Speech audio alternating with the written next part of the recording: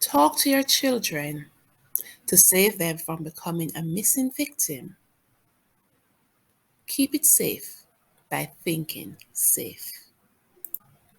Moms, dads, guardians, grandparents, sisters, and brothers.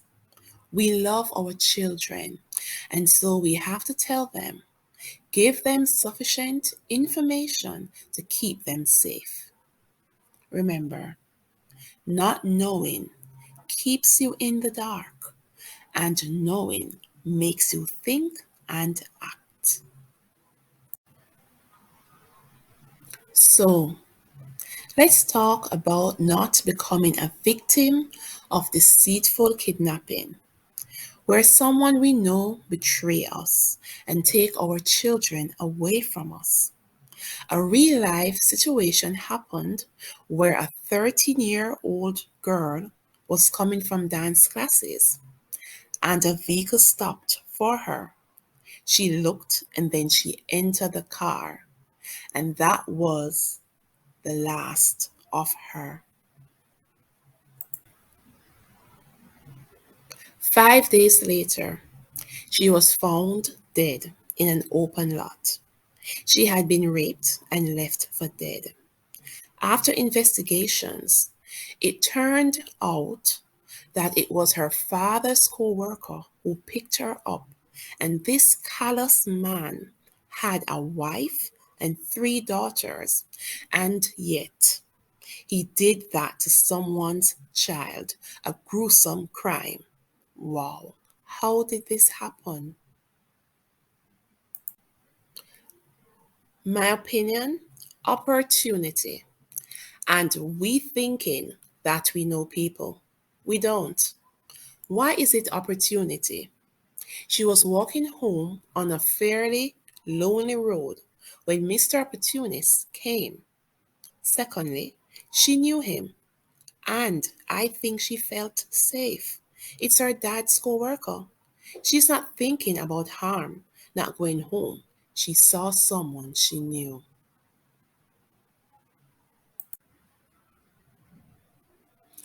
If she had made a phone call before entering the vehicle or called out to someone, she probably would still be alive. However, there are two types of missing person scenarios: missing with a trace. Tell us who the child was with last. That phone call would have been important. And missing without a trace. Tell us that we have no clue who the child was last seen with, vanish into thin air. So, people, talk to the children.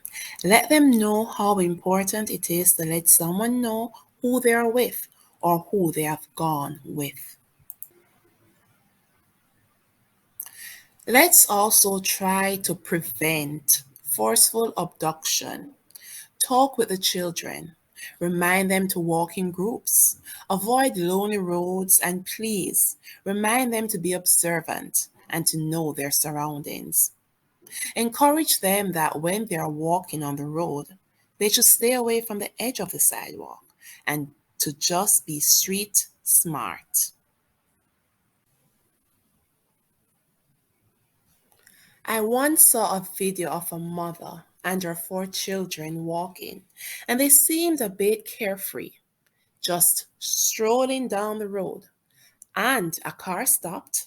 A man rushed out from the left back passenger side of the vehicle and grabbed her smallest child and went back to the car. Bold, isn't he? And in daylight. Luckily for her, the passenger front window was down, and before the man could properly re-enter and closed the car door, she thought quickly and acted fast, jumped through the front passenger window while her kids entered the car, and she fought for her child. All 4 of them fought, and they got the child back, and the vehicle sped off. Praise God. The outcome was positive. That's forceful abduction. We can mitigate it by talking to our children and give them proper information. Being careful walking on the road. In some countries, abduction is widespread, while in others, it's less prevalent. But with proper information and education, we can have far less victims. Pray for your children before they leave the house and thank the good Lord upon their return. Remind our children not to easily take ride from known and unknown strangers, not to open the house door for anyone. Stop following classmates to places without the knowledge of anyone knowing about it.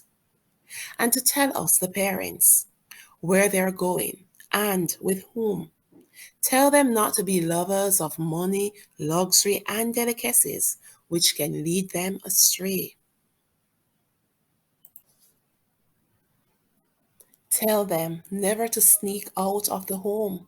We like being together as a family, safe and sound, supporting each other as we grow.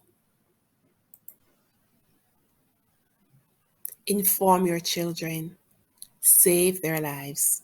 So, for more basic reminders of informing our children, please subscribe, like, share, comment, share your thoughts below, and join me for our next.